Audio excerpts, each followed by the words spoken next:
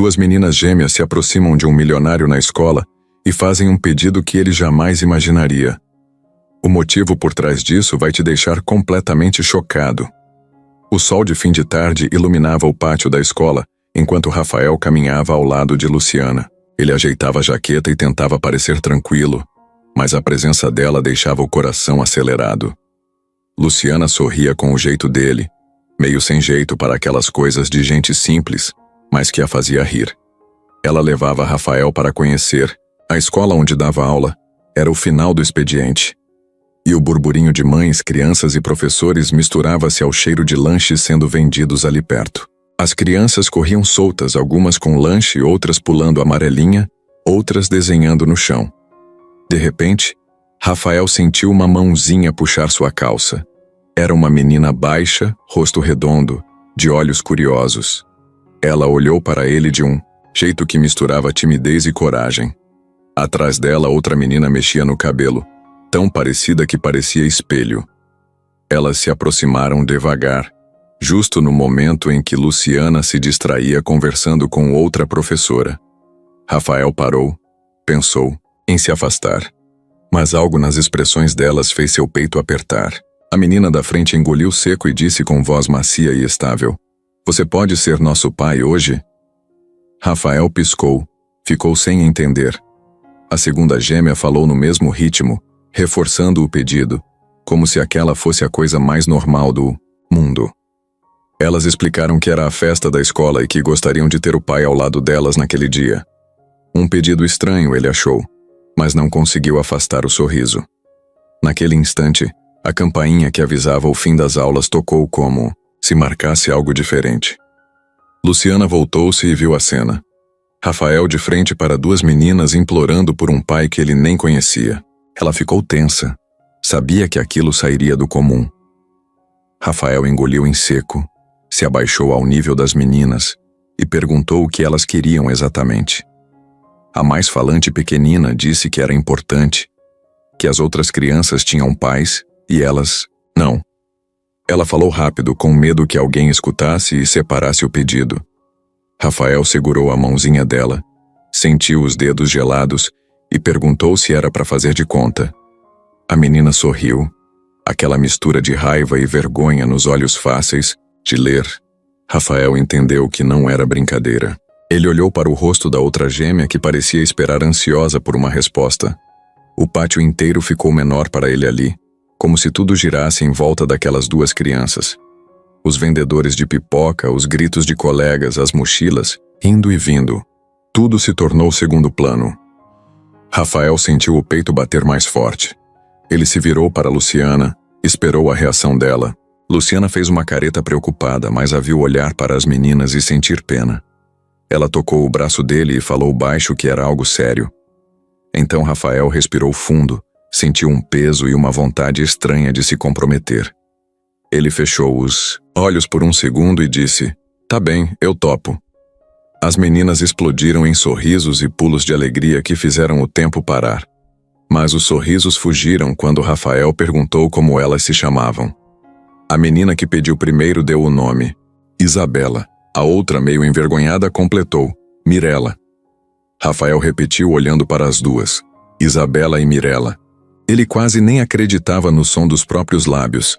Era como se fosse brincar, mas sabia que não era. Luciana aproximou-se e perguntou se podia fazer perguntas. Isabela falou que iam perguntar tudo mais tarde. A campainha soou de novo, e os pais começaram a chegar alvoroçados, chamando os filhos. Algumas mães olharam para Rafael com cara de: "Esse cara é doido." Outras ficaram curiosas. Rafael deu um passo para trás, preparando-se para o que viesse. Ele ajeitou a gravata que trazia no bolso, comprada de última hora para a data. As meninas deram uma risada. Jamais tinham visto um homem com gravata. Era esquisito e engraçado. Ele respirou fundo mais uma vez, sentiu uma mistura de medo e alegria. A festa começava já.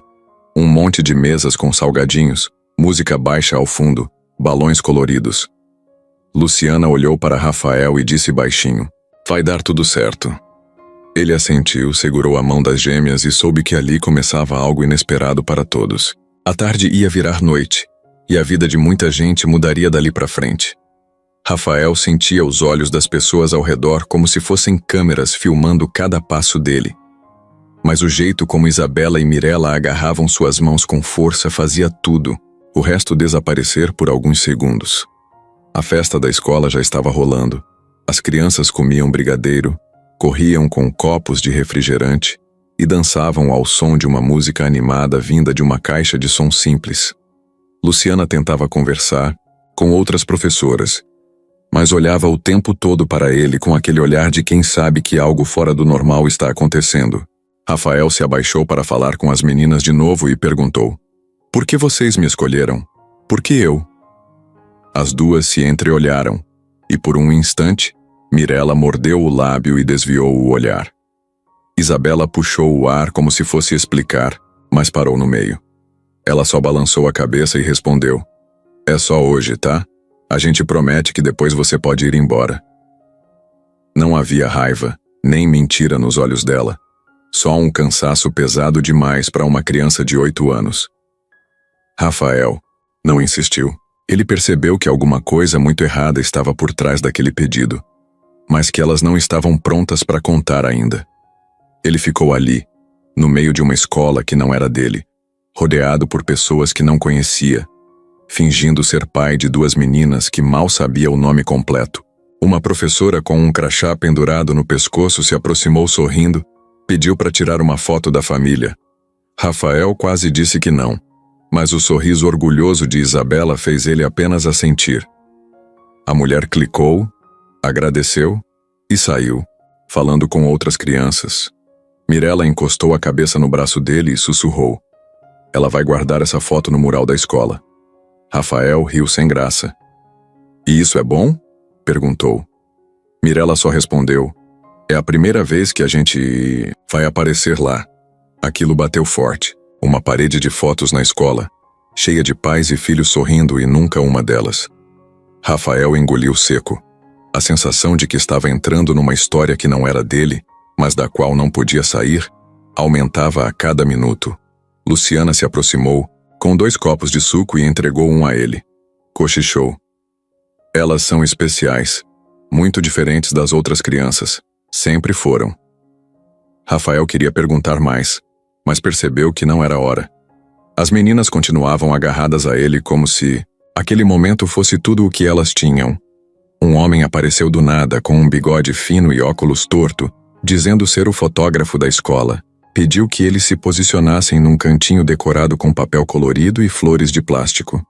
Rafael tentou recusar, mas as meninas já estavam sentadas no banquinho, ajeitando o cabelo e pedindo que ele sentasse no meio. Ele se sentou. O fotógrafo pediu sorriso. Rafael deu um daqueles forçados, mas as meninas riram de verdade.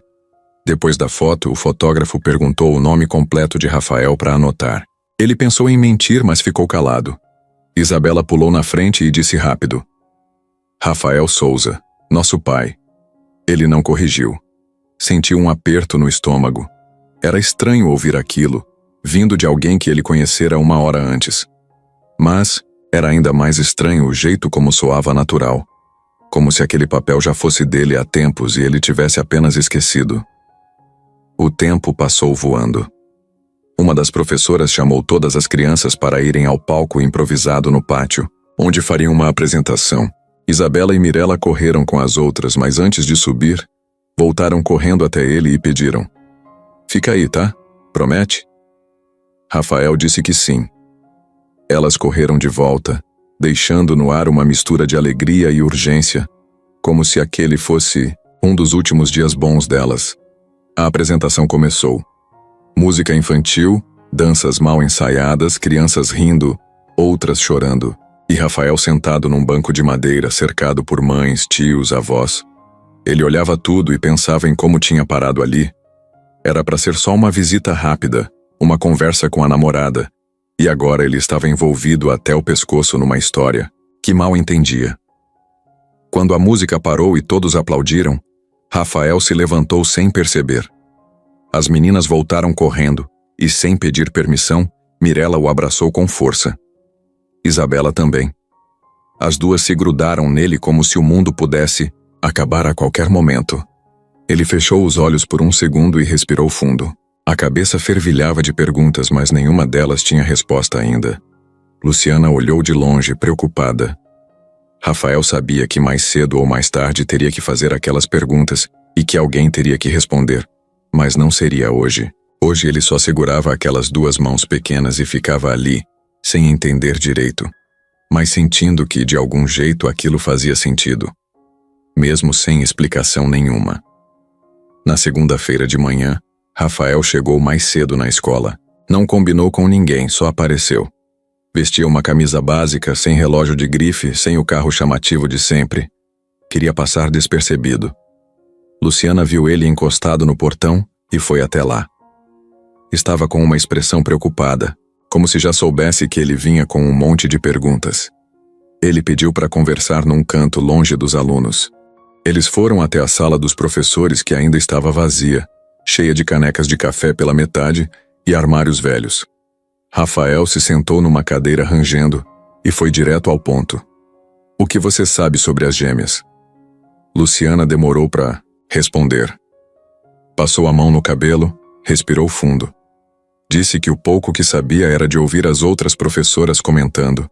As meninas tinham aparecido do nada no meio do ano anterior. Foram matriculadas pela vizinha, Dona Neide, uma senhora de idade que vivia no fim da rua da escola. Ela contou que os pais tinham ido embora para trabalhar em outra cidade e deixaram as meninas com ela. Não entregaram nenhum documento, só falaram que voltariam em uma semana. Isso já fazia mais de um ano. Rafael franziu a testa. Ninguém nunca foi atrás disso? Conselho tutelar, polícia, alguém? Luciana explicou que Dona Neide mentia. Toda vez que alguém perguntava, inventava que os pais estavam viajando, depois dizia que estavam doentes e na semana seguinte inventava outra coisa. A escola chegou a desconfiar, mas sem prova nenhuma, ninguém fez nada. E as meninas nunca contavam nada. Só diziam que os pais voltariam logo, mesmo quando ficava claro que nem elas acreditavam nisso. A diretora chegou a ligar para a vizinha algumas vezes, mas Dona Neide sempre enrolava. E como as meninas vinham limpinhas, uniformizadas, com lanche e caderno, acabava parecendo que estava tudo sob controle. Rafael ficou em silêncio. Ouvia cada palavra e tentava entender como duas crianças de 8 anos conseguiam sobreviver assim, sozinhas, escondendo esse buraco gigante onde deveria estar a família. Ele perguntou se Luciana já tinha ido até a casa delas. Ela disse que, sim, uma vez só, quando foi levar um boletim. Contou que a casa era simples, parede descascada, cheiro forte de produto de limpeza, e Dona Neide vivia sentada numa cadeira de rodas velha, meio cega, meio esquecida. Disse que as meninas cuidavam dela como se fossem adultas. Faziam comida, limpavam o chão, davam os remédios.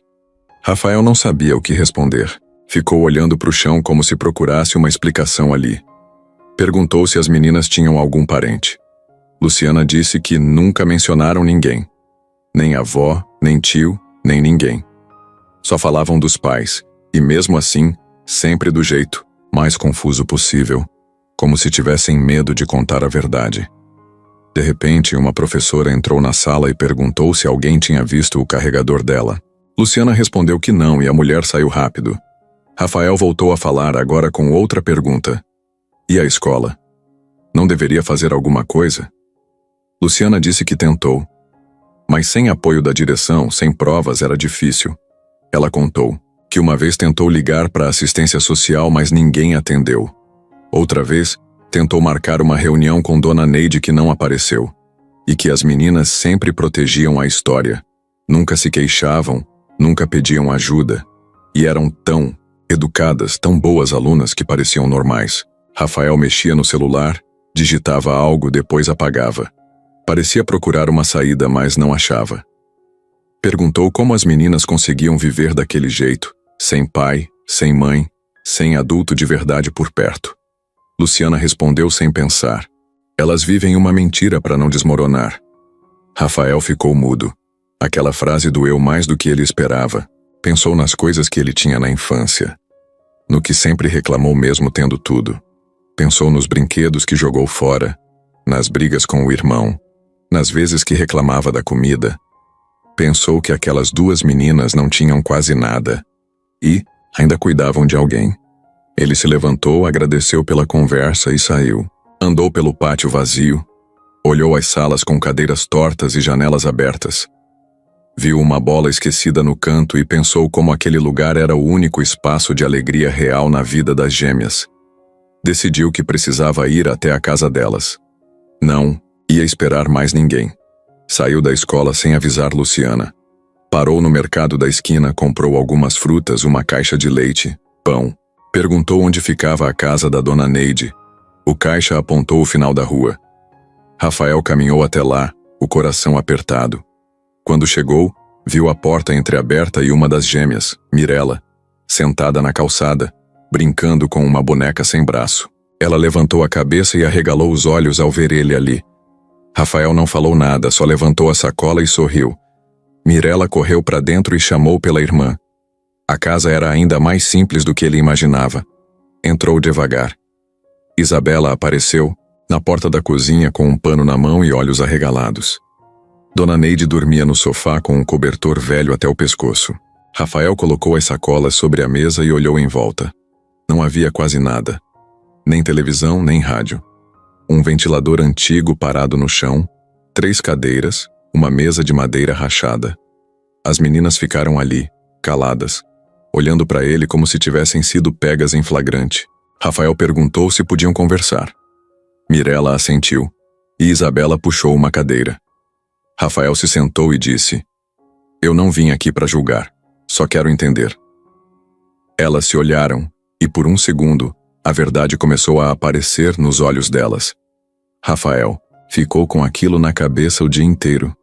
Voltou para casa sem ligar o rádio do carro, sem atender o celular, sem olhar para os prédios luxuosos que ele sempre atravessava com orgulho.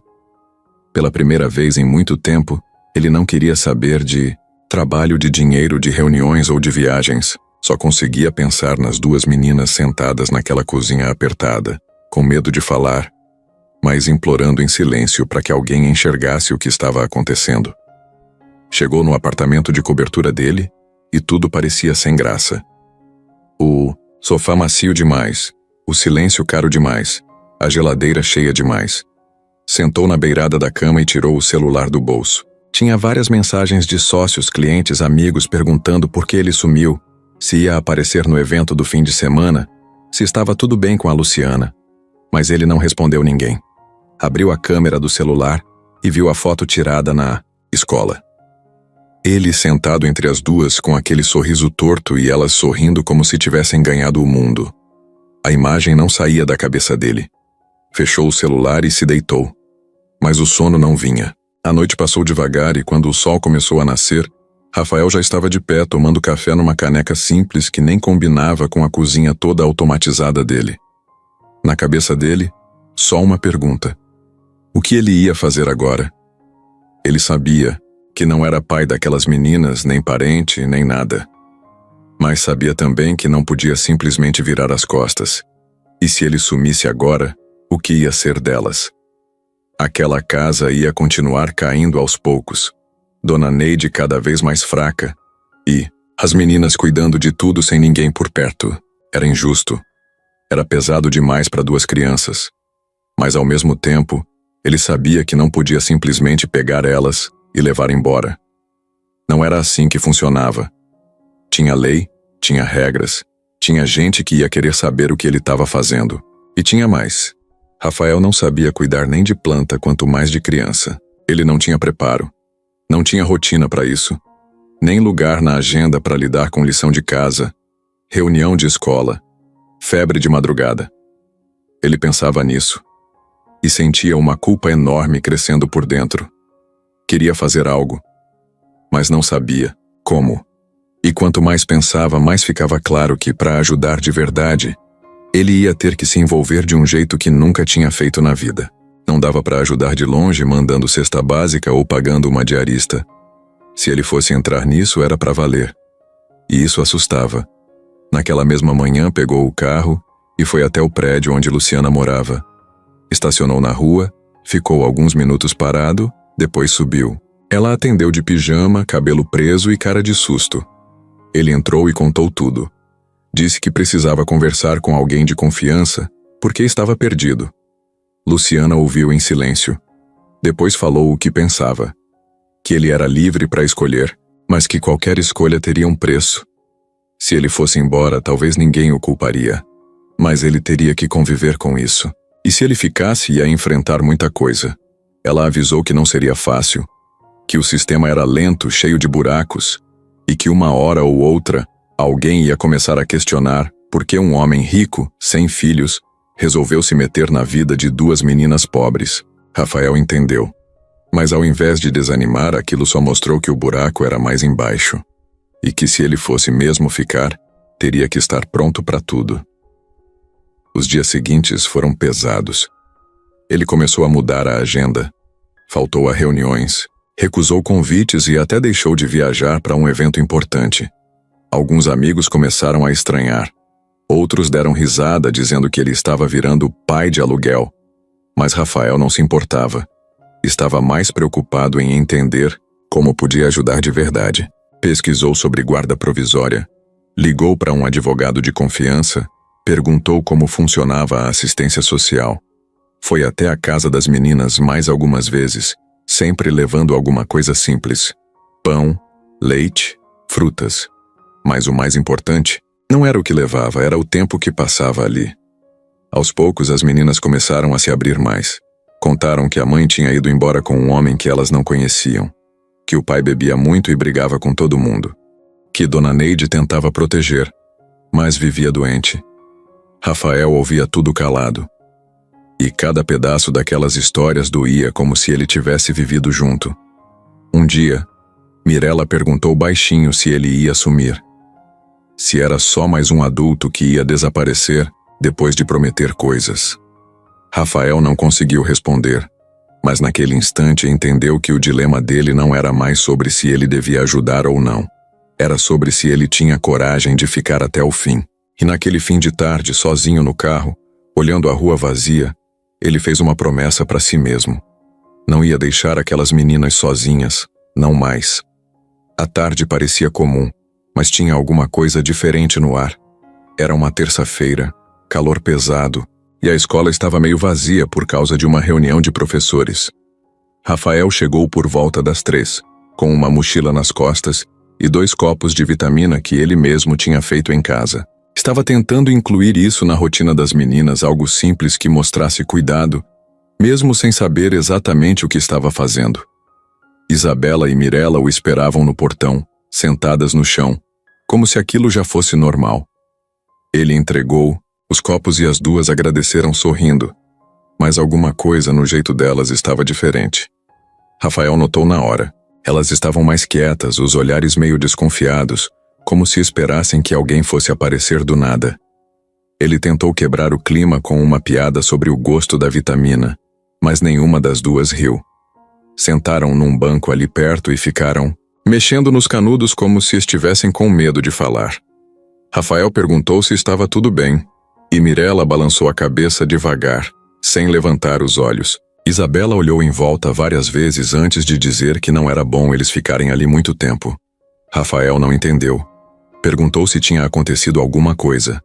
Isabela deu de ombros, mas respondeu com uma frase que ficou martelando na cabeça dele o resto do dia. Tem gente que não gosta de ver a gente feliz. Na hora ele achou que fosse coisa de criança, alguma briga na escola ou implicância boba. Mas então viu que Mirella estava com o braço escondido, tentando cobrir algo com a manga da blusa.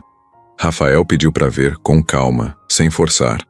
Ela relutou, mas depois mostrou. Era uma marca roxa, como se tivesse levado um beliscão forte demais ou caído de mau jeito. Rafael perguntou como aquilo aconteceu. Mirella respondeu rápido demais. Foi brincando com a Isabela. Mas a irmã logo abaixou a cabeça e não disse nada. Aquilo acendeu um alerta em Rafael. Ele não era pai, mas sabia quando uma história estava mal contada. Tentou perguntar mais, mas as meninas ficaram mudas. Ele respeitou, mas o coração já estava apertado. Voltaram andando para casa devagar, com Isabela sempre olhando para trás, como se estivessem sendo seguidas. Quando chegaram na porta, Dona Neide estava acordada, sentada na poltrona velha com os olhos fundos. Ela tentou se levantar quando viu Rafael, mas o corpo dela parecia mais cansado que o normal.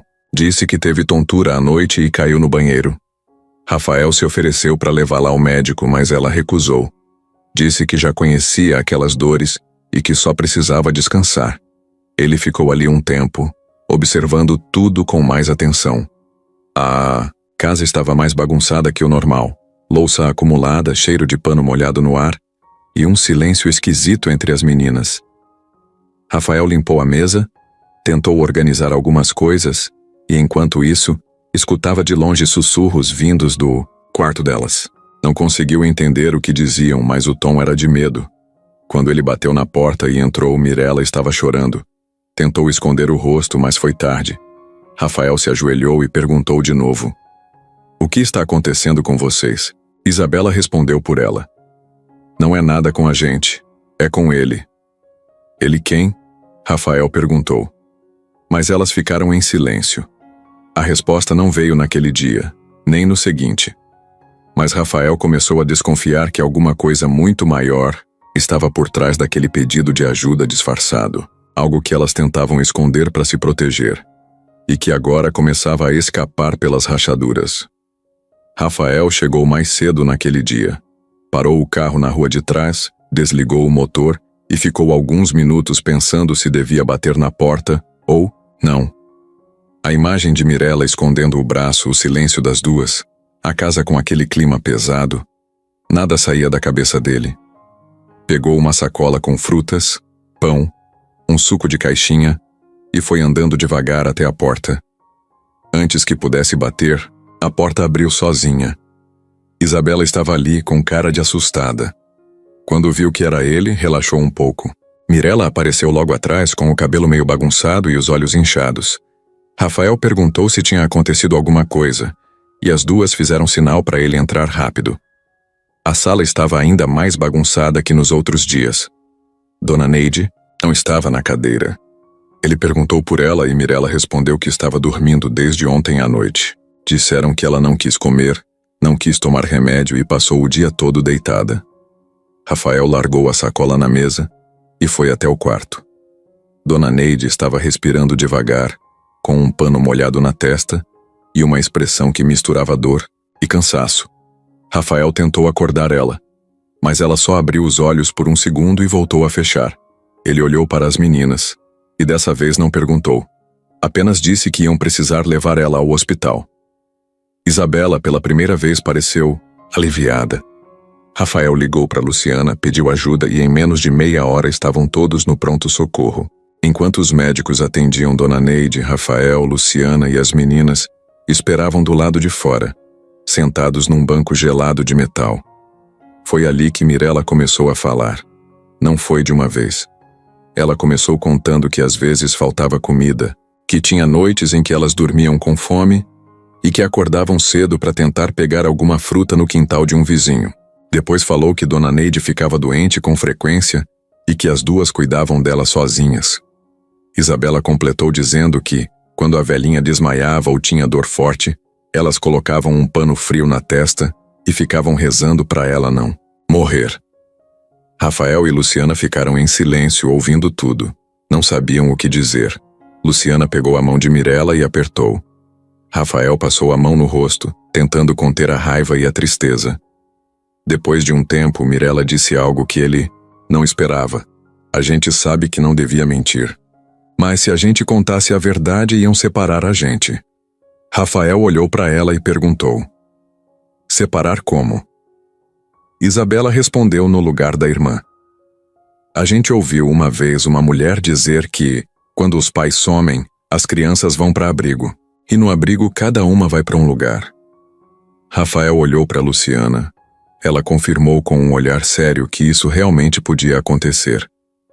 Foi aí que tudo fez sentido. Por isso elas nunca falavam nada. Por isso sempre protegiam a história dos pais. Porque na cabeça delas contar a verdade era o mesmo que perder uma à outra. Rafael respirou fundo e perguntou: "Mas onde estão seus pais agora?" Mirella ficou muda. Isabela olhou para o chão. Depois de um tempo ela falou: Eles foram embora. A mãe saiu com um homem, disse que ia voltar, mas nunca voltou. E o pai? A gente não sabe onde tá. Só sei que ele gritava muito, batia nas portas, nas coisas, e uma vez quebrou o braço da mamãe. Luciana fechou os olhos por um segundo. Rafael ficou em choque. Isabela continuou. A gente se escondeu debaixo da mesa nesse dia. Depois disso ele saiu e nunca mais voltou. A mamãe ainda ficou um tempo, mas depois também sumiu. O silêncio, que veio depois, parecia pesar o dobro. Luciana limpou os olhos e disse que elas não estavam sozinhas, que agora iam ter ajuda. Rafael não disse nada, mas a cabeça dele já rodava com 1000 coisas. Como proteger 2 crianças sem documentos, sem apoio da família, sem estrutura legal nenhuma?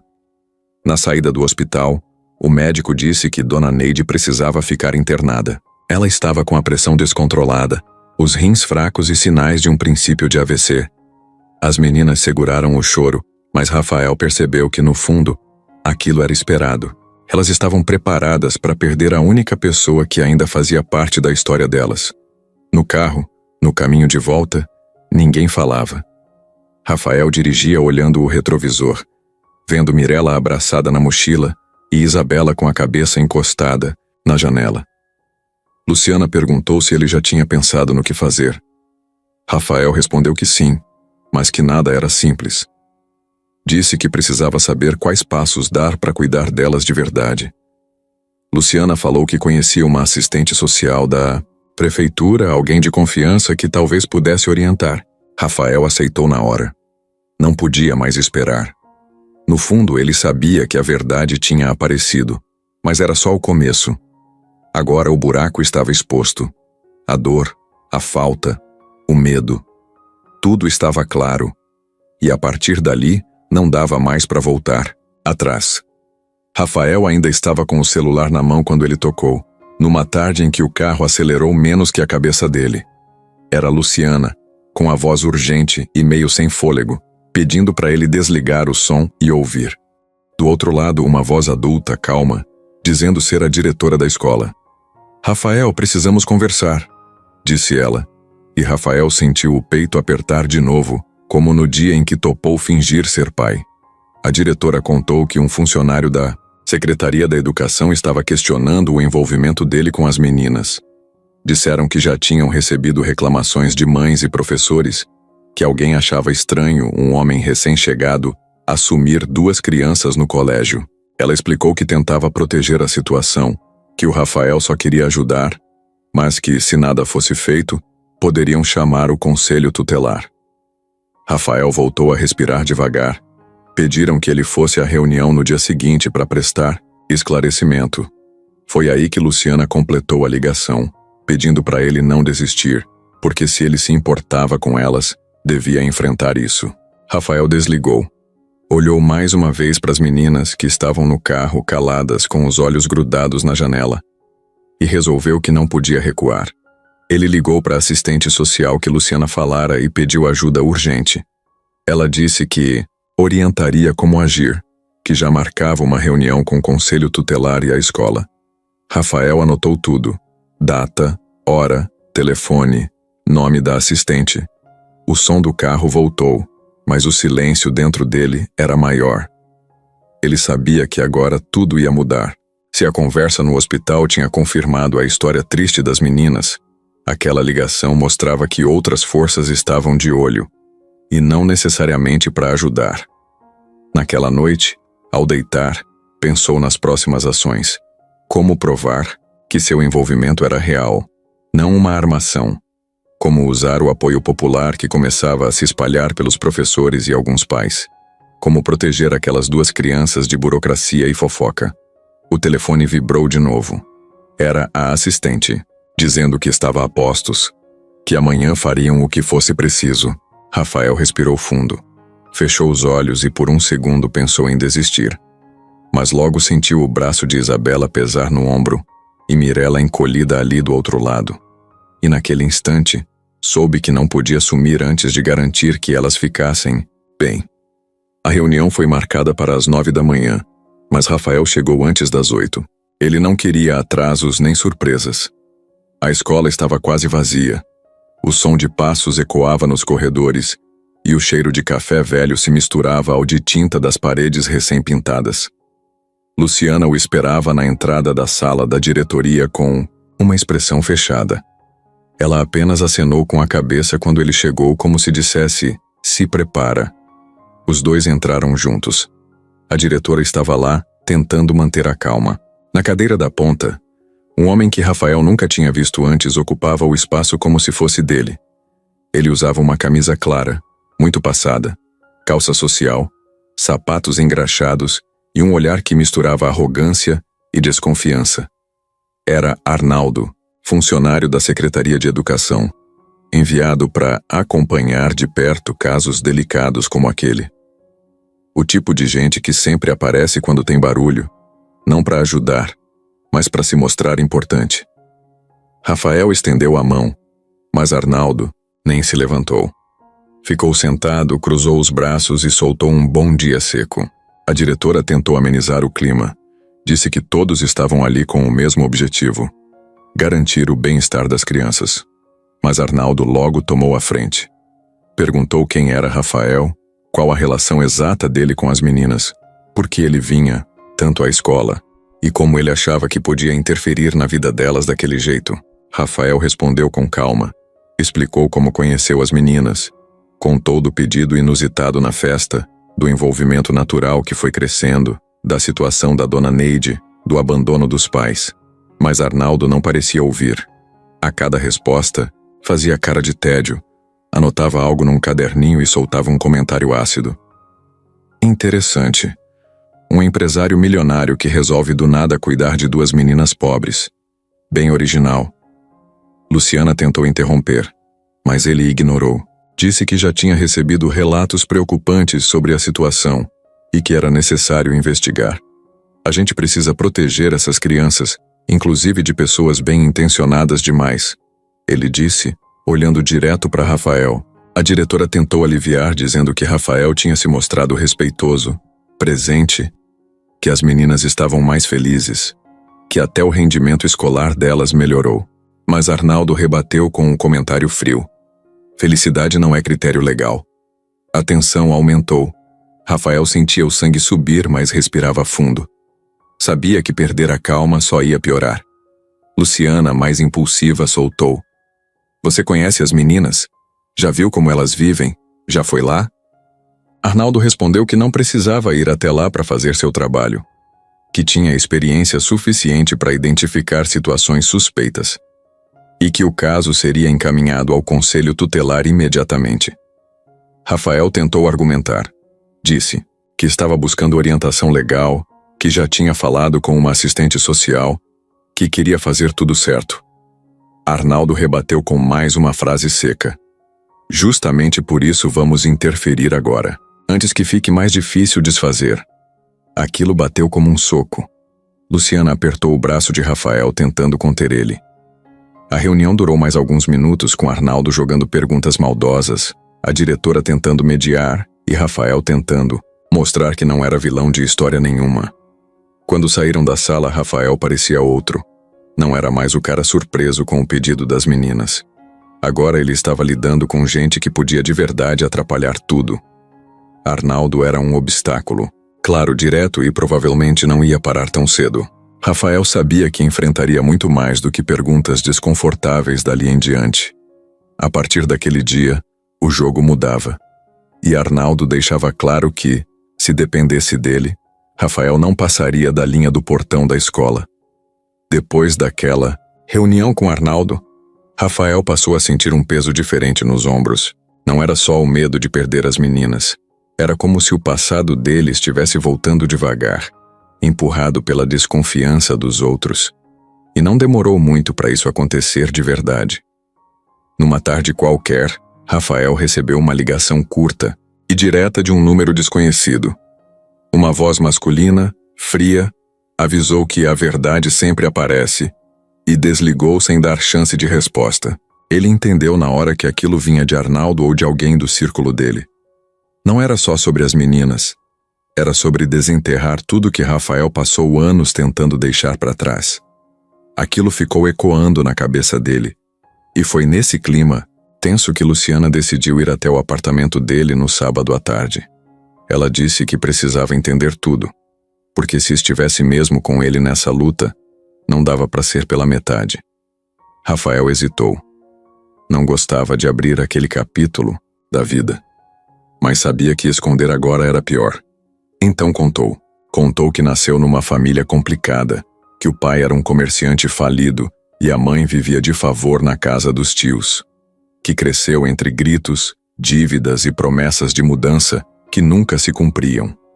Contou que aos 14 anos fugiu de casa por causa de uma briga com o irmão mais velho, Diego, que era envolvido com droga e pequenas roubadas no bairro.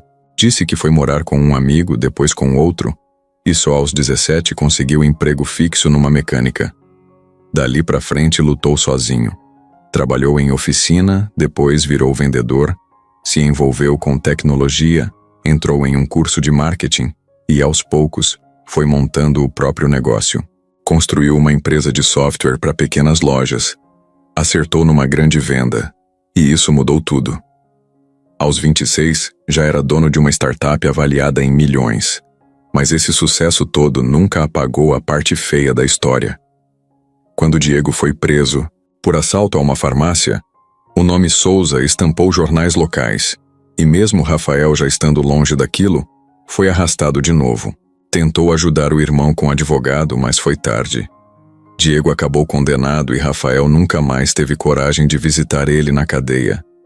Era como se quisesse separar o passado do presente à força. Só que agora, com Arnaldo no encalço, tudo estava voltando. E ele sabia como esse tipo de gente adorava uma história mal contada. Se descobrissem o passado do irmão, se ligassem o sobrenome ao crime, podiam virar tudo contra ele. Dizer que ele era igual, que só fingia ser bonzinho. Luciana ouviu tudo calada. No fim, segurou a mão dele e disse que ninguém escolhe de onde vem, mas escolhe para onde vai. Rafael ficou em silêncio.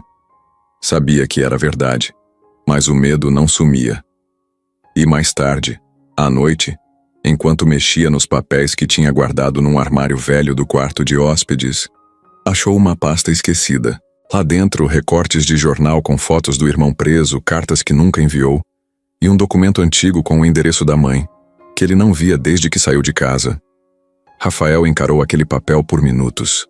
Não sabia se era hora de mexer nisso também, mas uma coisa ele sabia.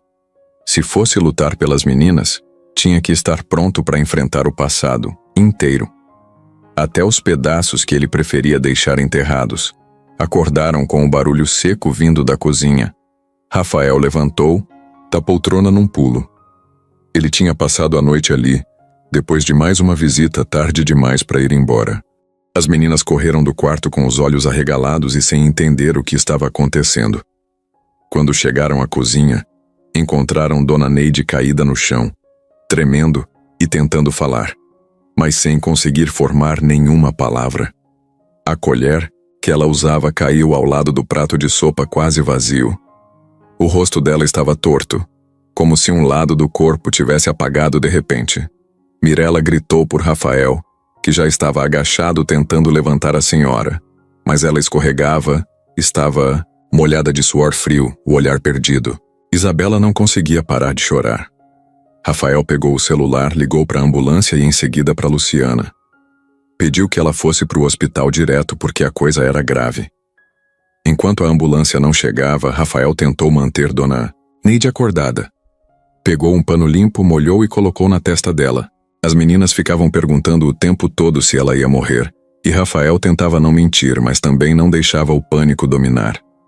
Quando os paramédicos chegaram, a casa ficou pequena.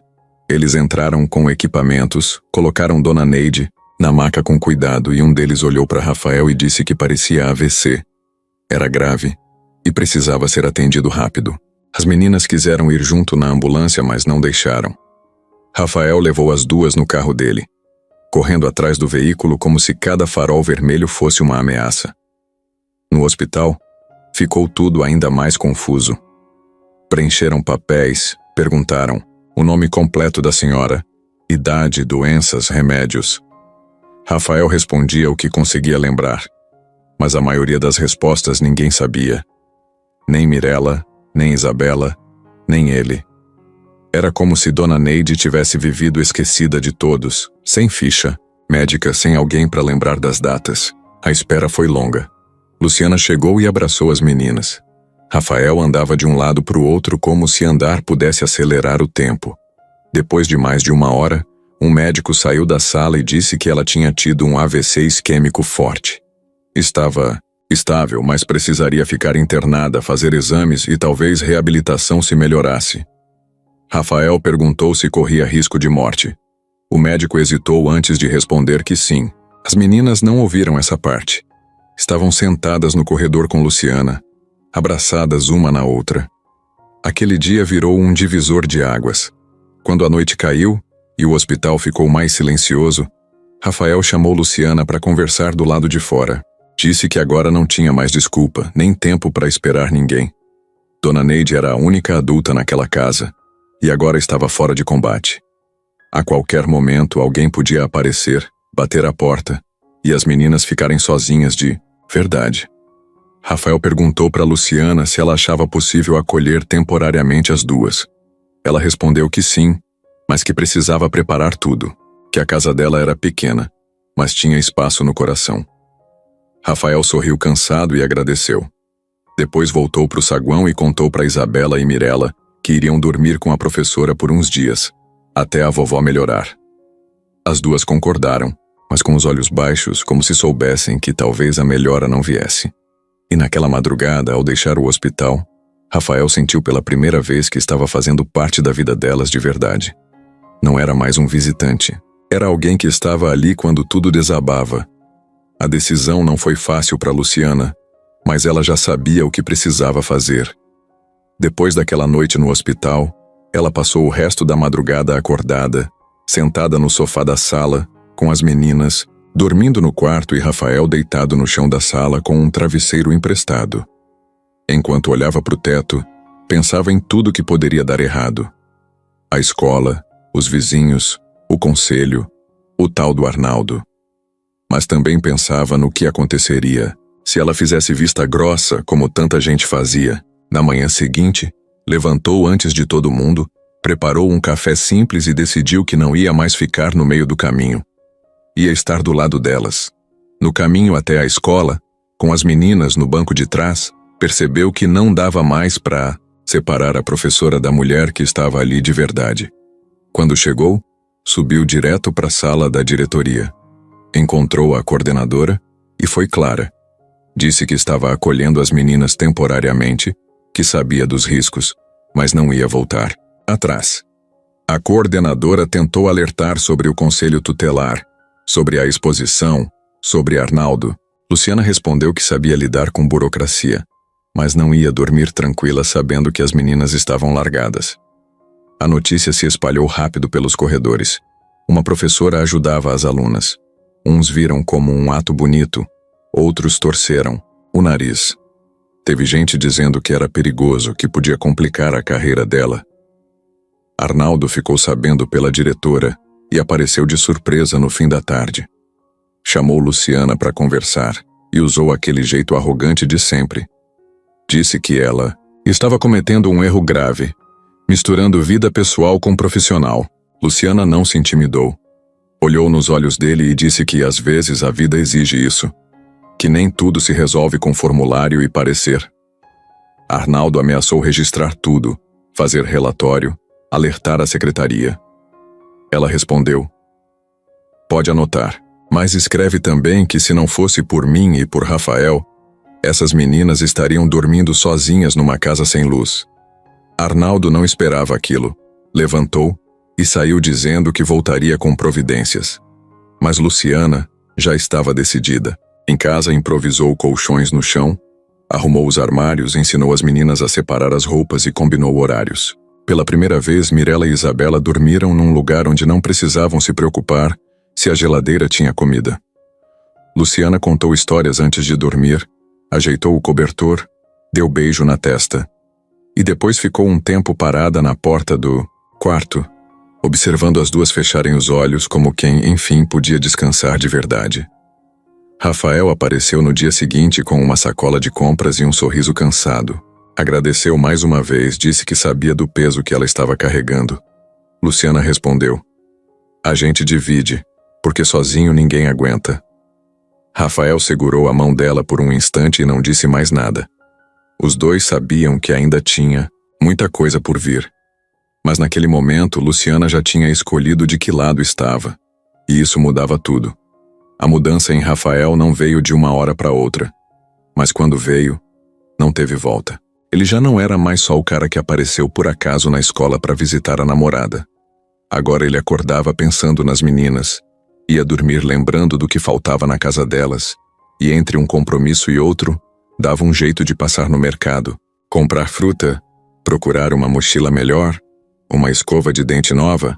Parou de correr atrás de tudo que antes parecia prioridade. Negócios, viagens, eventos sociais. Deixou de responder convites de almoços caros e passou a almoçar pastel com suco na lanchonete da esquina da escola. Os amigos notaram a diferença. Uns diziam que ele estava pirando. Outros faziam piada dizendo que ele ia acabar adotando as duas e abrindo uma creche. Mas Rafael não se importava. Tinha algo ali, com aquelas meninas, que não dava para explicar. Era como se ele estivesse encontrando um pedaço dele mesmo que sempre esteve escondido. Ele começou a ajudar nos deveres de casa, mesmo sem lembrar direito como se dividia a fração.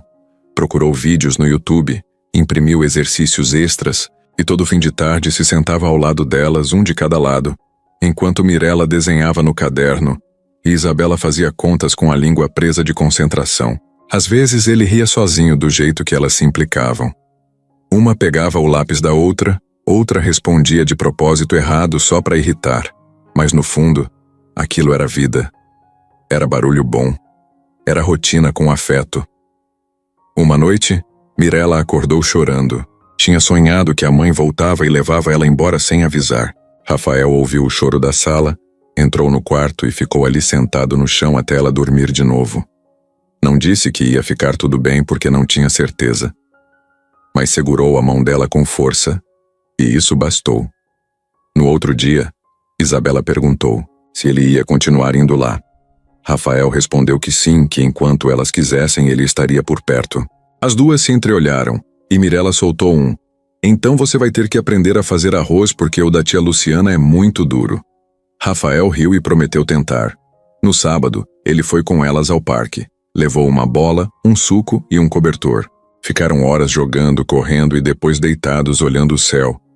Isabela apontava nuvens e inventava formas. "Olha ali, parece um gato com asas." Mirella respondeu: "Parece mais um pão mordido." E Rafael só ria, sentindo um tipo de paz que não lembrava de ter vivido antes.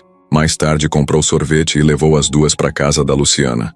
Na despedida, elas abraçaram ele com força, de um jeito que ninguém nunca tinha feito. Não era agradecimento, era apego.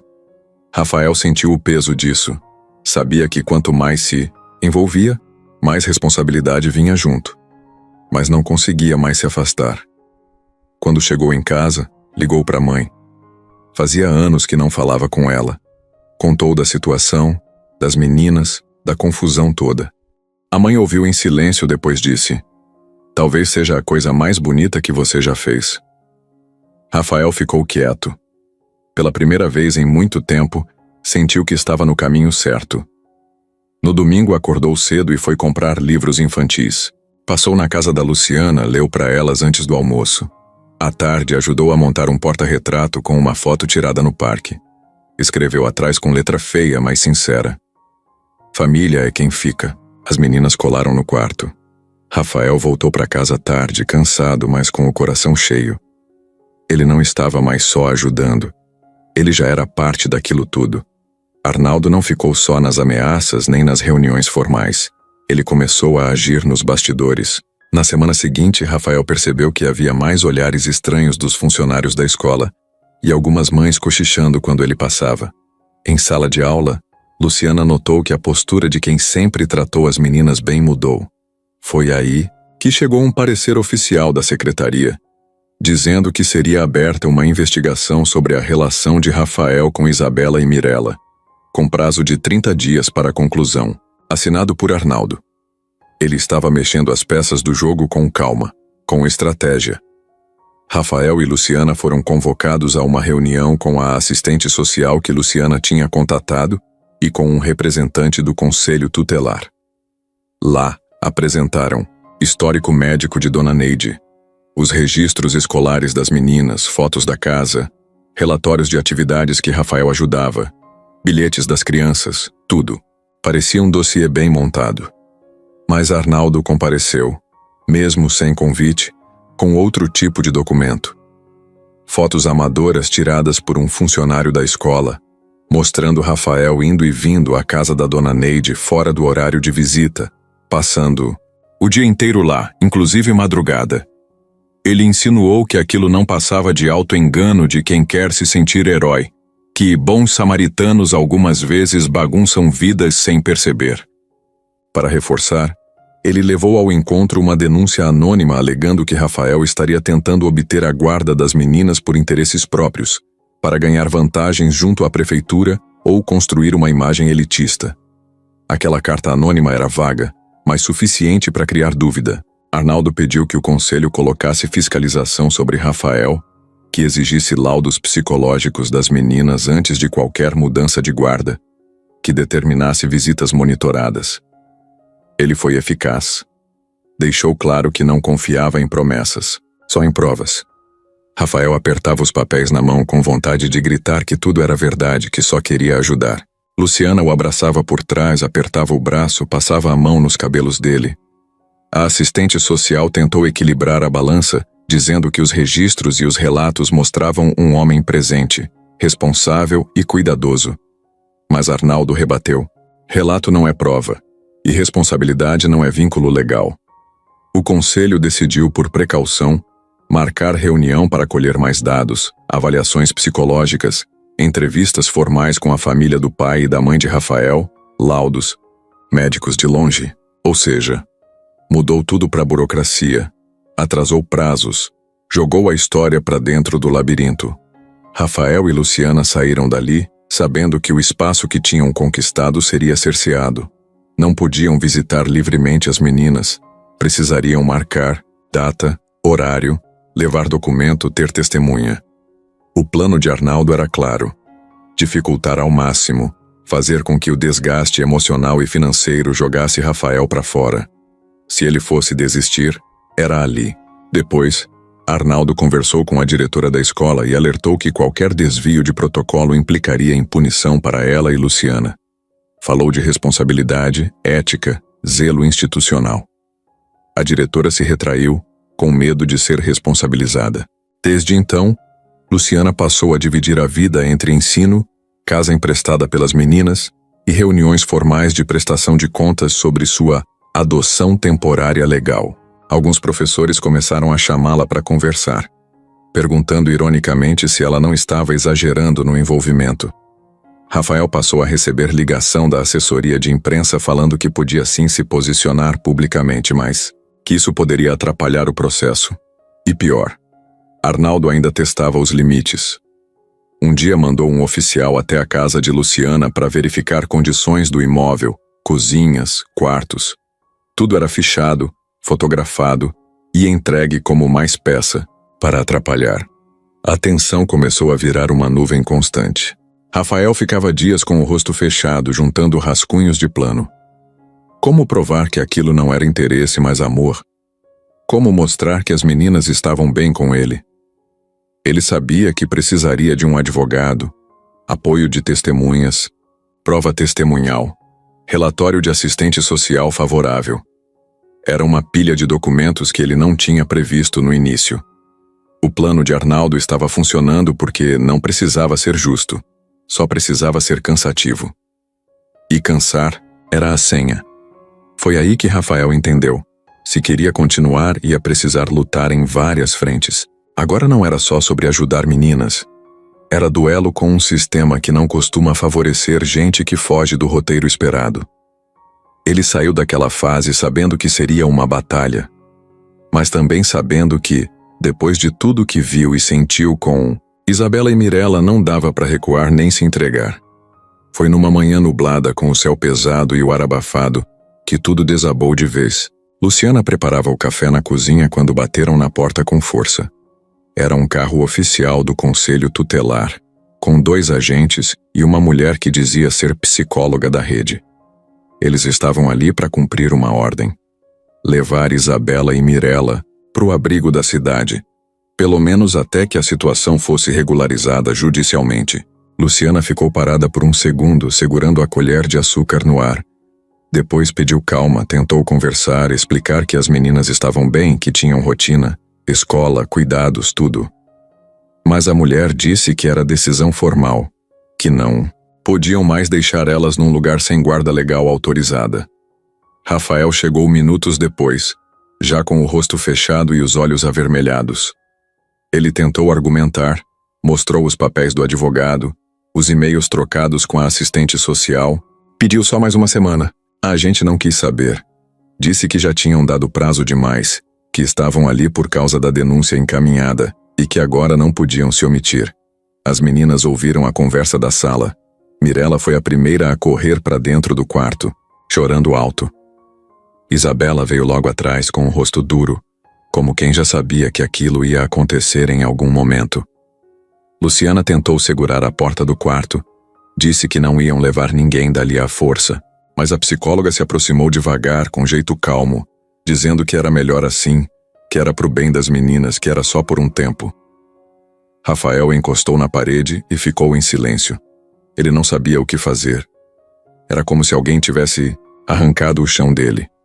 Quando entraram no quarto, Mirella estava encolhida no canto, abraçada no travesseiro, e Isabela de pé, firme, como se tentasse proteger a irmã com o corpo.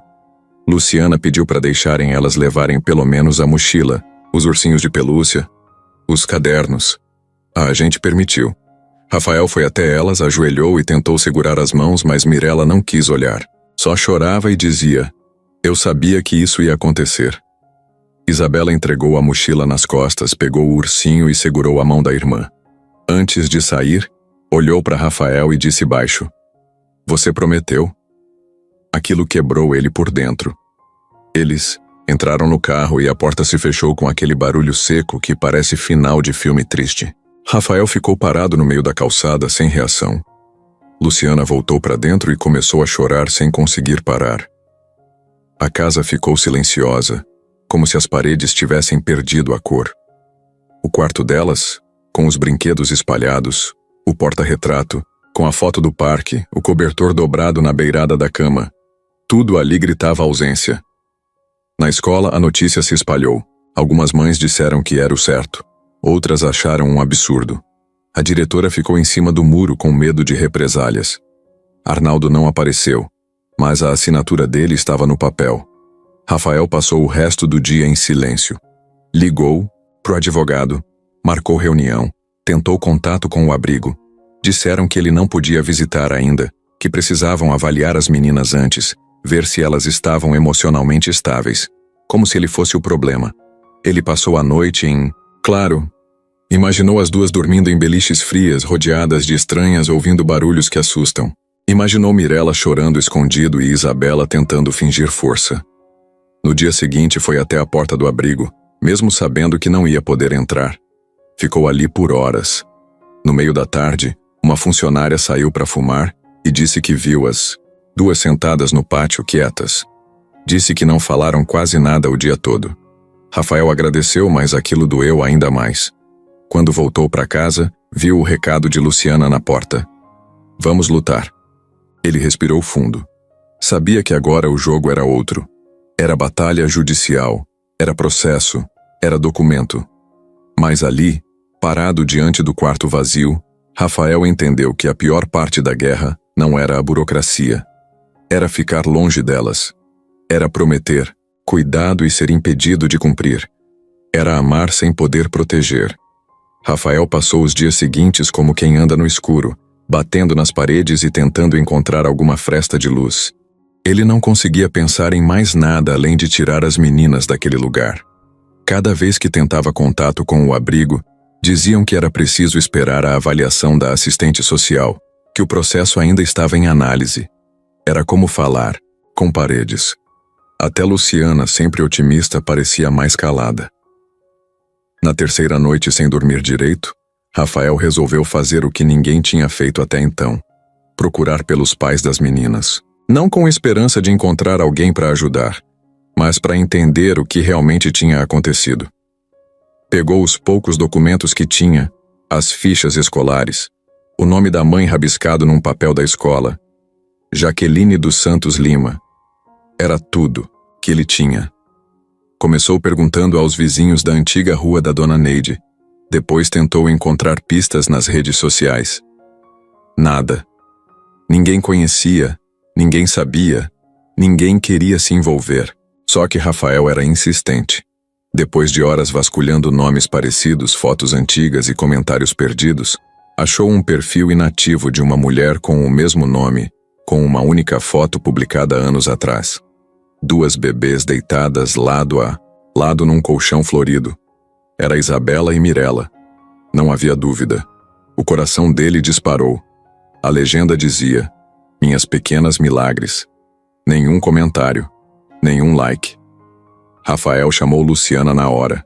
Mostrou a foto, contou como achou, e juntos tentaram rastrear algum contato ligado àquela conta.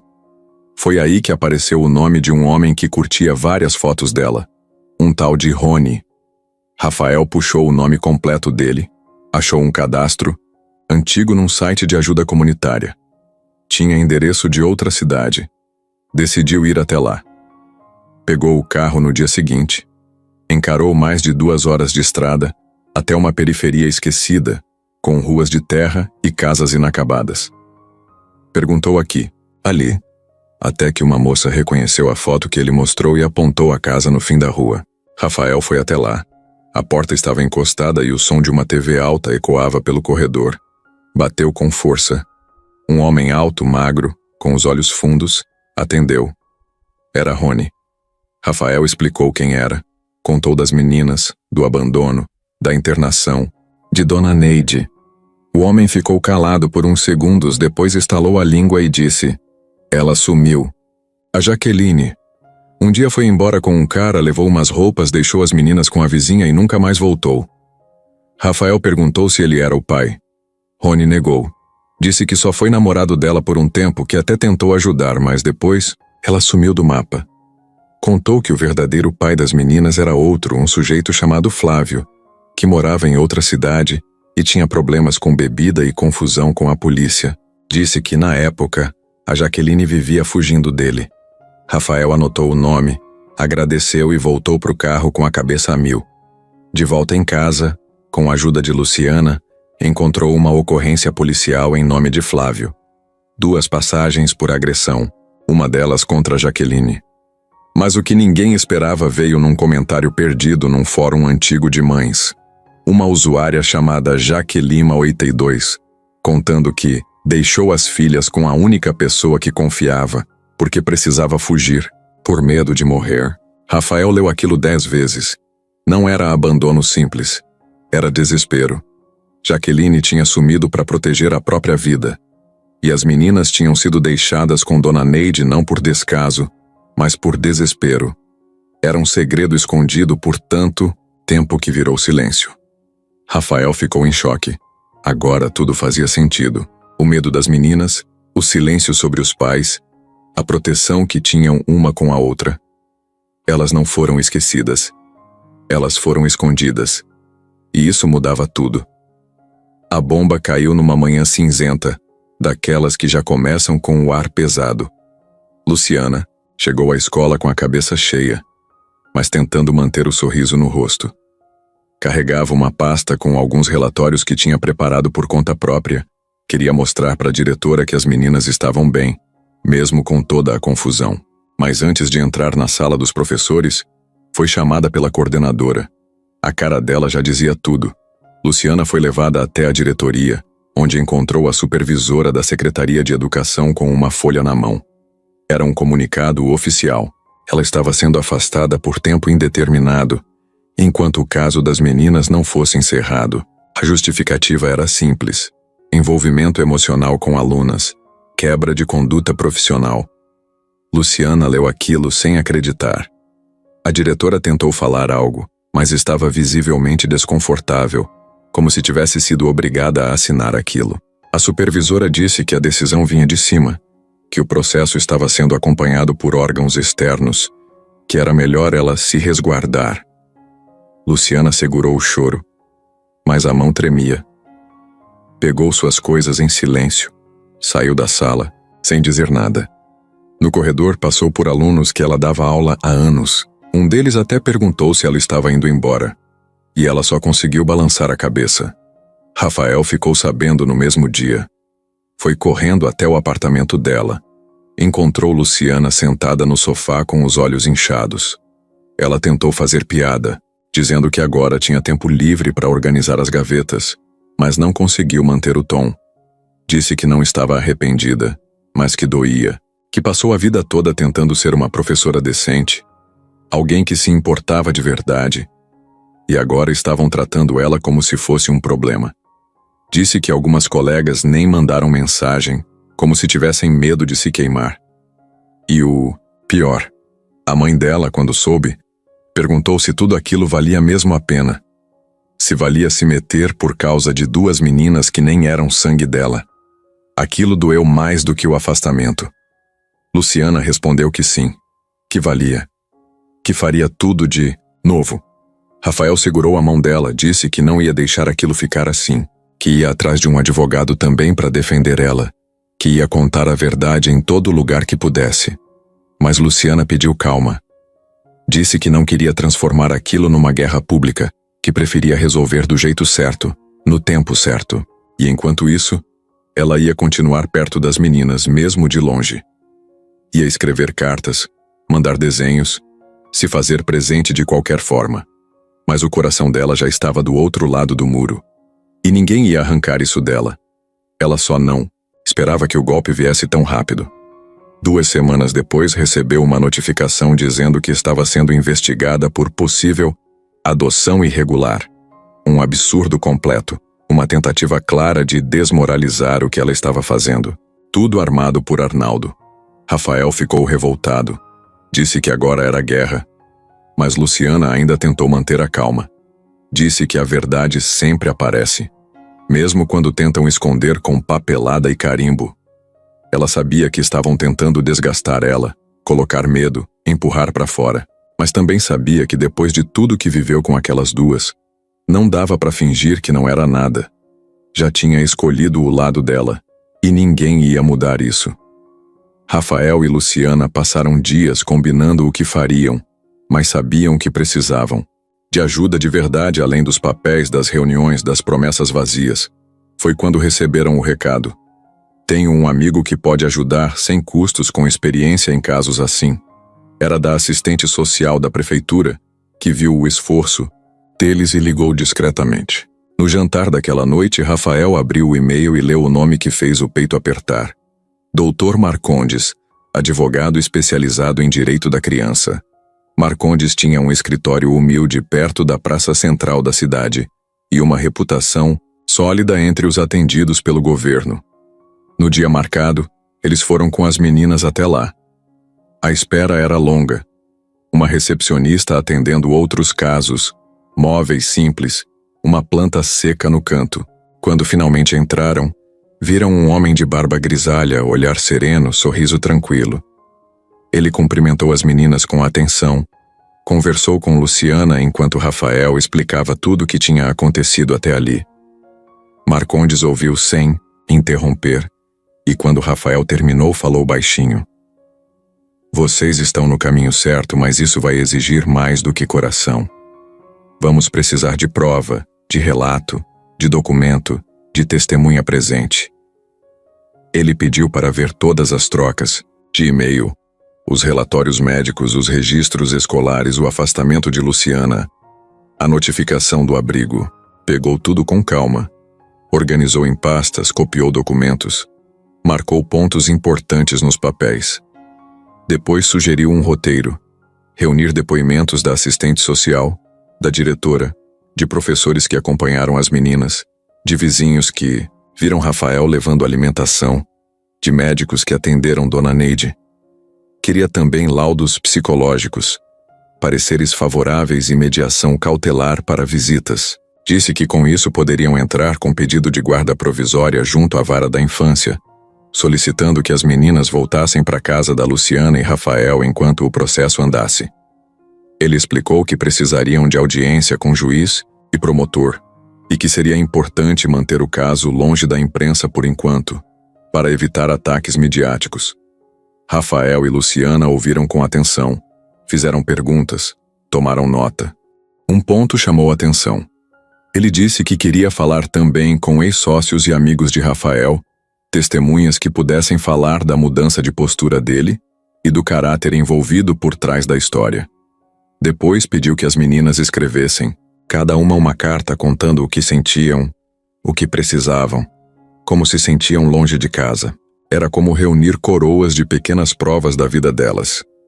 Na saída, Rafael saiu com aquela sensação de que estava em boas mãos, com alguém que entendia dores, requisitos e pessoas de verdade.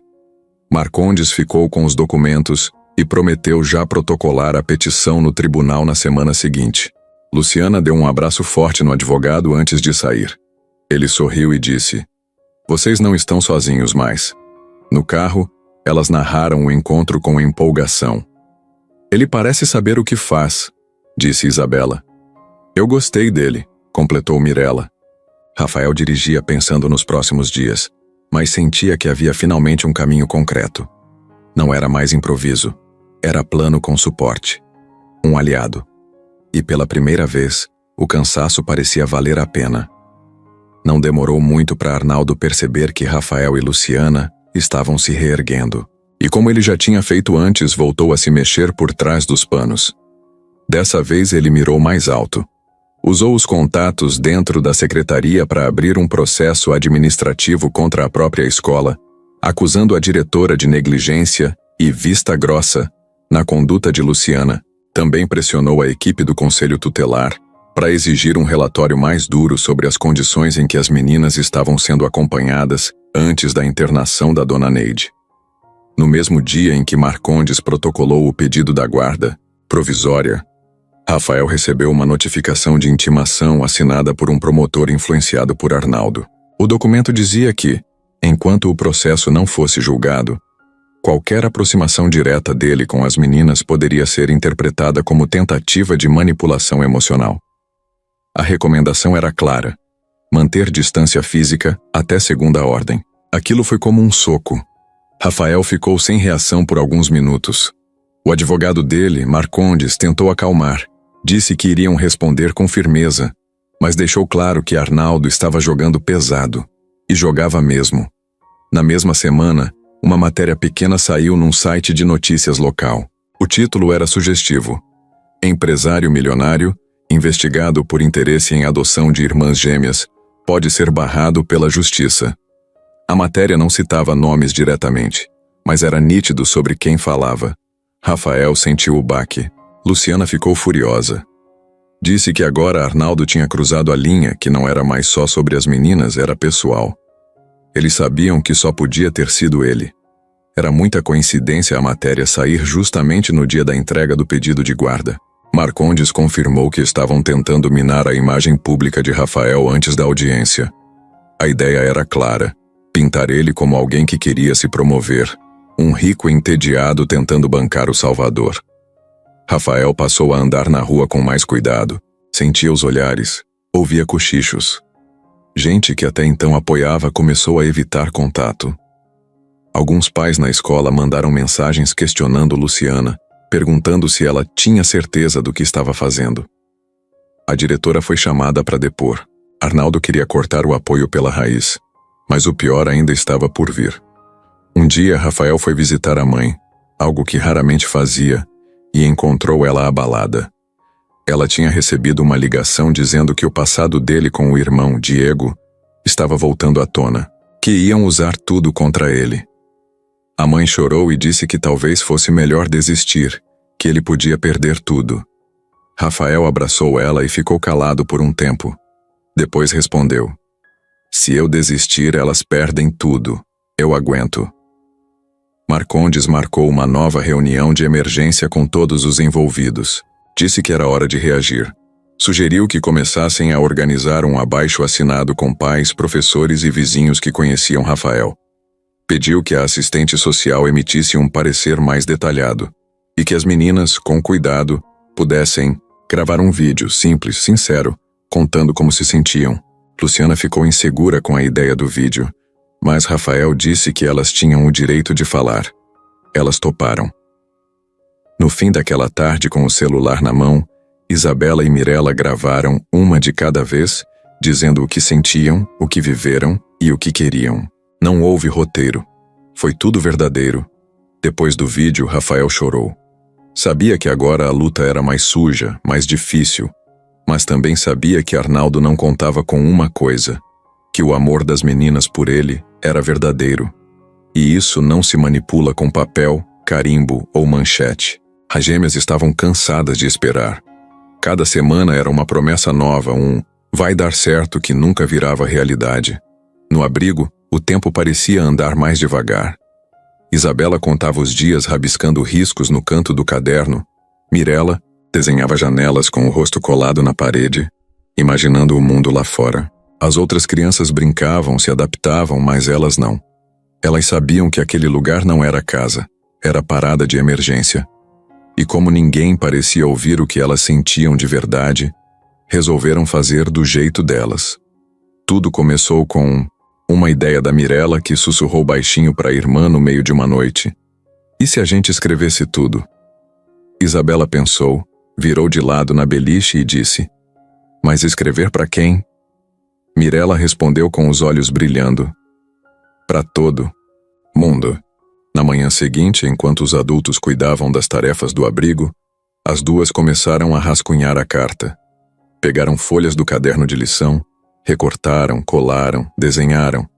Não queriam que fosse só um texto triste, queriam mostrar o que viveram, o que sentem e o que desejam. Escreveram com letra de criança, cheia de erros e verdade. Contaram da casa da dona Neide, das vezes que dormiram abraçadas no sofá com medo, da comida dividida em 3 partes pequenas, das brincadeiras silenciosas, do dia em que conheceram Rafael, da vitamina com gosto estranho que ele levou, dos livros que Luciana lia antes de dormir. Contaram que não sentem saudade dos pais, mas que sentem saudade da ideia de ter alguém que fique. E disseram com todas as letras que se sentem seguras com Rafael, que confiam nele, que ele nunca mentiu, nunca bateu, nunca prometeu o que não podia. No fim, escreveram um pedido. Se alguém puder, por favor, escuta o que a gente sente. A carta era grande demais para um envelope só, então dobraram em 4 e guardaram numa caixa de lápis. Mas como fariam para entregar? Foi aí que entrou em cena o menino Rodrigo, outro morador do abrigo, mais velho e curioso. Ele ouviu as duas cochichando e perguntou o que era. Mirella mostrou a carta. Ele leu com atenção, calado. Quando terminou, disse que conhecia um rapaz que às vezes ia até lá doar brinquedos e que também trabalhava num jornal local. Um cara, legal, de fala mansa e sempre com a câmera pendurada no pescoço. Rodrigo prometeu entregar a carta para ele, sem contar para ninguém. E fez. 3 dias depois, o rapaz apareceu no portão com cara de quem sabia mais do que devia. Pediu para conversar com a coordenadora do abrigo. Disse que queria fazer uma reportagem sobre histórias reais de crianças que vivem ali. Ela deixou. Era só mais uma matéria de rotina, achou.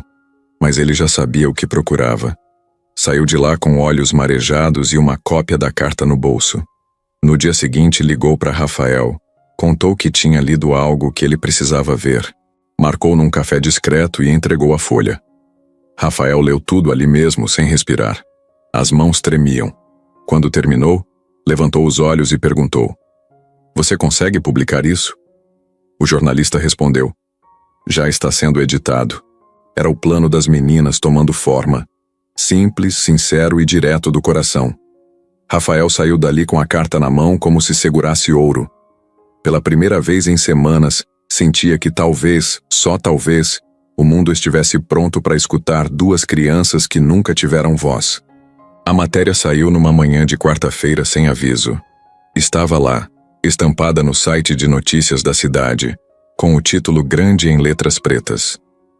2 meninas, uma carta e o pedido que ninguém quis ouvir. A foto mostrava só 2 mãozinhas, segurando uma folha de papel amassada, e aquilo já bastava para chamar atenção. Em menos de 2 horas o texto viralizou. Era impossível passar batido. A carta estava transcrita na íntegra, sem edição, com os erros de ortografia mantidos. A gente não quer brinquedo. A gente só quer continuar com quem faz a gente sentir que tem alguém. Não teve quem não se emocionasse. Começaram a chover comentários na postagem. Gente perguntando quem eram aquelas meninas, por que estavam num abrigo, o que o poder público estava fazendo para resolver. Teve mãe dizendo que abraçou os filhos depois de ler. Teve pai que chorou no trabalho e mandou mensagem para a esposa. Teve gente pedindo para ajudar com roupas, alimentos, o que fosse. A repercussão foi tanta que a redação do jornal recebeu ligações de grandes veículos. Um programa de TV local pediu para fazer uma reportagem maior. O repórter que publicou a matéria ligou para Rafael e avisou que a coisa tinha saído do controle, no bom sentido. Rafael, que até então vinha sendo visto com desconfiança por muitos, agora era mencionado nos comentários como o homem que ouviu o que ninguém quis escutar. O nome dele começou a ser procurado nas redes, e o vídeo que as meninas tinham gravado com Marcondes também foi divulgado. Era só Isabela e Mirella, cada uma falando com o coração, do jeitinho delas, sem maquiagem, sem ensaio. Era impossível assistir sem se arrepiar. A cidade parou por um instante para olhar 2 crianças dizendo: "A gente só quer voltar para casa." Isso mexeu com tudo. Em poucas horas, Rafael recebeu ligação de jornalistas, de influenciadores locais, até de vereadores querendo marcar reunião. Luciana foi procurada por mães da escola pedindo desculpas por terem duvidado dela. Até a diretora ligou, chorando, dizendo que agora sentia vergonha de ter se calado por medo. Mas nem tudo foi apoio. Arnaldo, ao ver a repercussão, tentou controlar a situação. Disse em entrevista que o caso estava sendo apurado com todo cuidado, que era perigoso expor menores em redes sociais, que havia irresponsabilidade emocional de alguns envolvidos. Mas já era tarde. A cidade tinha escolhido um lado, e não era o dele. Nos dias seguintes, surgiram campanhas de apoio. Uma cafeteria colocou um potinho com os dizeres: "Doe para quem só quer ter uma casa de novo." Uma escola particular ofereceu bolsa integral para as meninas, mesmo sem saber se elas sairiam do abrigo. Uma psicóloga se ofereceu para atender de graça. Um artista de rua pintou um muro com a frase da carta: "Família é quem fica." Rafael e Luciana assistiam aquilo tudo com o coração dividido. Era bonito, sim, mas também perigoso. Sabiam que expor as meninas podia acelerar ou atrapalhar o processo. Marcondes os reuniu para conversar. Disse que a repercussão era importante, mas agora precisavam agir com mais estratégia ainda. Que a pressão pública podia abrir caminhos, mas que o juiz precisava ver mais do que emoção. Precisava ver firmeza, estrutura e plano. Rafael concordou, mas no fundo sabia que o que mudou tudo foi aquela carta. Não veio de um advogado, nem de uma matéria fria. Veio do coração de 2 meninas que só queriam ser ouvidas. E agora, ninguém mais podia fingir que não sabia da história delas. O dia da audiência chegou com o céu nublado e o coração apertado. Rafael acordou cedo, tomou banho, vestiu uma camisa simples e respirou fundo diante do espelho por longos minutos. Luciana estava mais tensa que ele. Ajeitava os papéis, revisava documentos com Marcondes como se quisesse decorar tudo. Mas no fundo sabia que nada daquilo ia valer se as palavras não tocassem quem estivesse do outro lado. As meninas acordaram no abrigo sem saber que aquele dia podia mudar tudo. A funcionária que cuidava delas tentou acalmá-las, mas Mirella passou o café da manhã toda em silêncio e Isabela, pela primeira vez, esqueceu de pentear o cabelo como gostava. Quando Rafael chegou ao fórum com Marcondes, o clima já estava montado. Um grupo pequeno de pessoas se formava na porta, conhecidos, professores, vizinhos que leram a carta e resolveram apoiar. Não era protesto, era presença. Era gente, dizendo: a gente tá vendo o que tá acontecendo. Dentro da sala, O juiz, a promotora, a assistente social e o representante do conselho estavam sentados com aquela postura de quem tenta parecer neutro, mas já traz opinião formada. Arnaldo estava lá também, sentado com o olhar duro, a pasta cheia de relatórios e uma expressão de quem não aceitaria derrota fácil. A audiência começou com o juiz pedindo calma, respeito e foco nos fatos. Marcondes pediu a palavra e começou firme. Apresentou o histórico de Rafael, mostrou os documentos, lembrou da doença de Dona Neide, do abandono real das meninas, da convivência construída com afeto e responsabilidade. Em seguida, Luciana falou. Não leu texto, não, usou dados. Só contou. Contou das noites em claro, dos temas de casa, do primeiro abraço, da primeira vez que as meninas dormiram sem medo. O juiz ouviu, sério, sem interromper.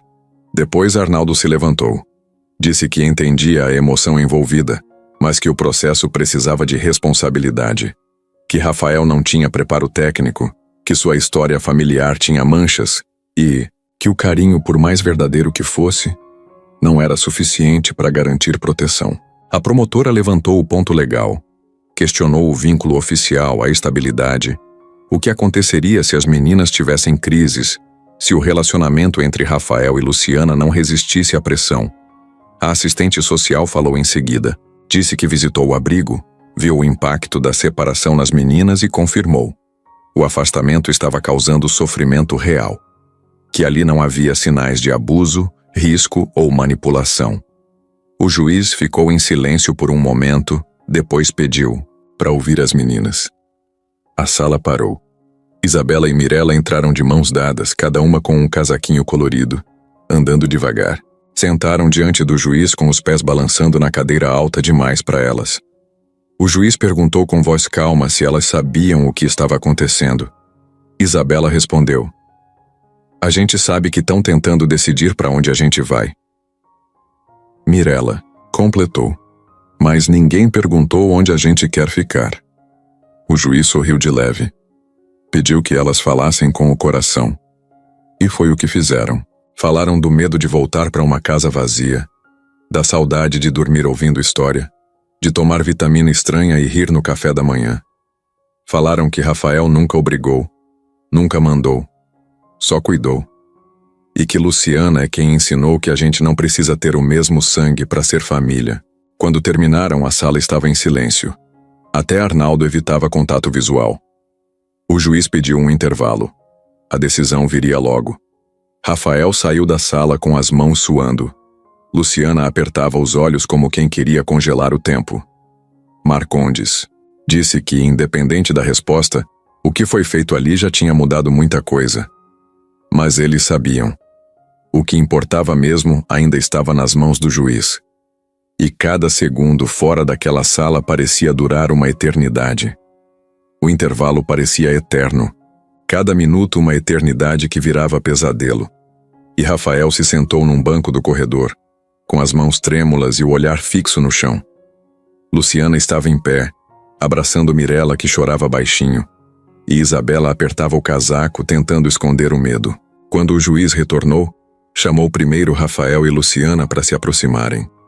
Ele tinha anotado tudo, e o silêncio foi maior ainda quando a porta se fechou atrás deles. O juiz olhou para eles com um tom mais suave e disse que considerou cuidadosamente todos os pontos.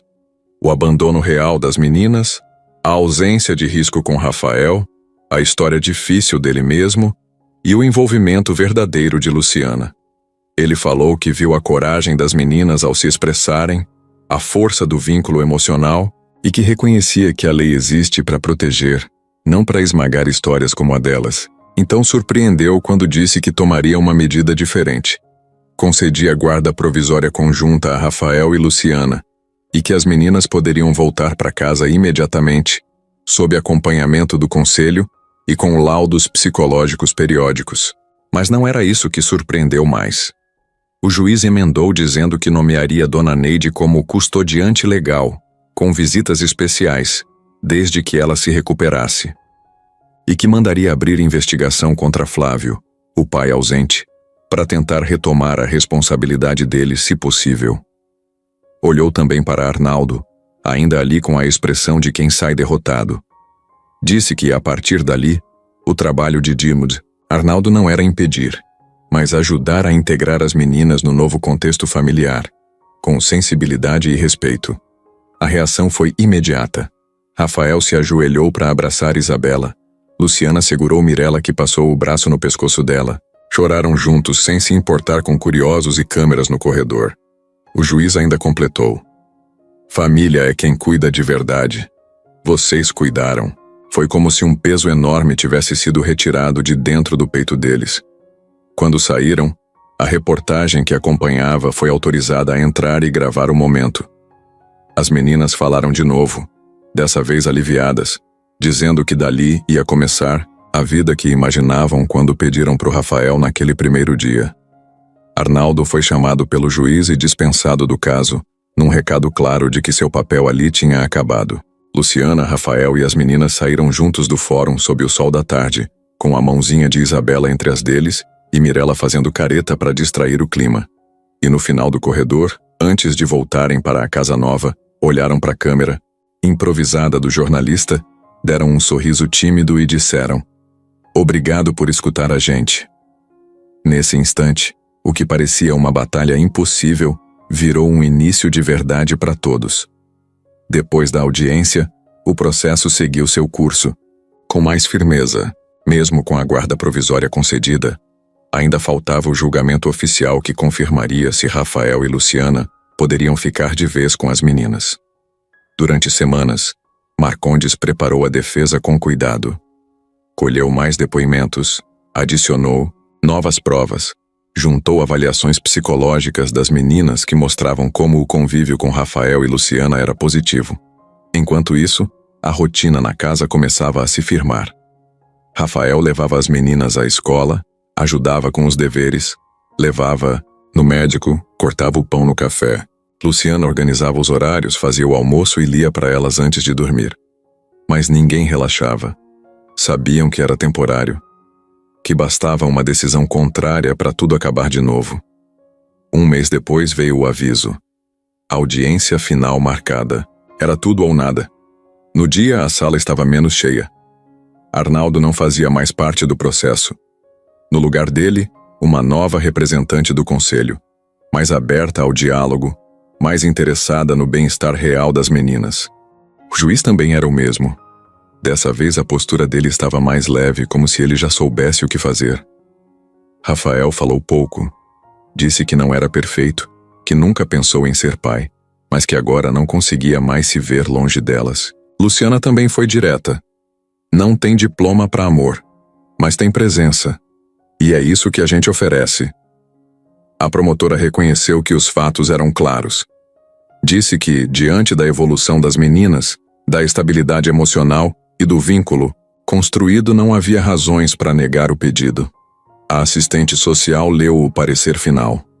As crianças estavam emocionalmente estáveis, bem cuidadas e adaptadas à nova rotina. Na hora da sentença, o juiz olhou para todos e disse que raramente via um caso tão claro, e então leu a decisão. Rafael e Luciana passariam a ser os responsáveis legais por Isabela e Mirella, com todos os direitos garantidos por lei. A palavra final estava dada.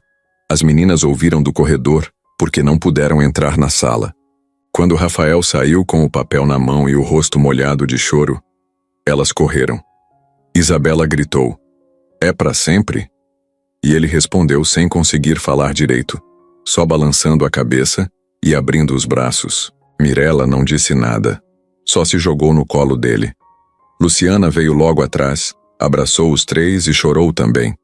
O juiz saiu depois discretamente, mas com um sorriso.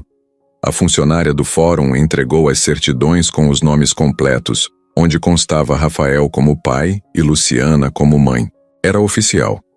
De agora em diante, nada mais podia separar aquelas 4 vidas. E ali, naquela sala simples do prédio velho, a justiça fez mais que cumprir uma lei. Fez valer uma escolha baseada em cuidado de verdade. A mudança para a nova casa aconteceu num sábado de sol, com cheiro de tinta fresca nas paredes e caixas de papelão espalhadas pelos cômodos. Rafael decidiu deixar o apartamento de cobertura no centro e se mudar com Luciana e as meninas para uma casa mais simples, num bairro tranquilo, com vizinhos barulhentos, cachorro na calçada e feira aos domingos. Queria um lugar com vida de verdade. Isabela escolheu o quarto com a janela virada para o jardim, porque gostava de ver o céu de manhã. Mirella quis o que ficava perto da cozinha. Disse que era para sentir o cheiro do café da Luciana. A casa era pequena, mas tinha tudo o que precisavam. Rafael comprou uma mesa grande para que todos pudessem comer juntos. Luciana pendurou fotos nas paredes, fotos de momentos bobos que viraram preciosos. O dia da pizza queimada, o sábado de chuva com filmes repetidos, o aniversário improvisado com bolo de padaria. As meninas voltaram para a escola como alunas regulares, mas agora com lanche novo na mochila, sorriso no rosto e alguém esperando na saída. Rafael aprendeu a fazer arroz sem deixar empapar. Luciana voltou a trabalhar, mas só meio período. O resto do dia era dividido entre os cuidados da casa e o tempo com elas. Às vezes, nos fins de tarde, os 4 se sentavam na varanda com os pés descalços, tomando suco e conversando sobre o dia. Isabela gostava de inventar histórias. Mirella desenhava tudo. Rafael escutava, sorrindo. E Luciana dizia que aquele silêncio entre uma frase e outra era o barulho mais bonito do mundo. Dona Neide recebeu alta, mas optou por morar com uma sobrinha, em outra cidade. Mandava carta de vez em quando. As meninas sentiam falta, mas sabiam que ela estava bem. E agora, podiam seguir em frente sem o peso do medo. O nome delas foi atualizado nos registros da escola, e o mural de fotos do corredor tinha uma imagem nova. As duas abraçadas com Rafael e Luciana, num domingo qualquer no parque, todas com os rostos iluminados pelo sol.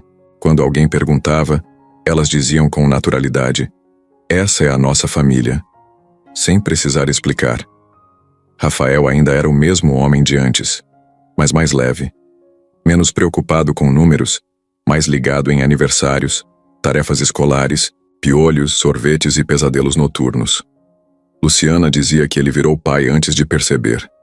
Ele dizia que foi elas que ensinaram, e as meninas, agora com rotina, casa, cuidado e colo, cresceram rápido, mas sem pressa. Aproveitavam cada momento como quem sabe o que é viver com saudade. E não queriam mais isso. O que começou com um pedido simples virou uma história enorme, feita de tropeços, lutas e descobertas. E ali, naquela casa cheia de vida, não existia mais dúvida. Era o começo de tudo. Sem volta. Sem medo. Só começo.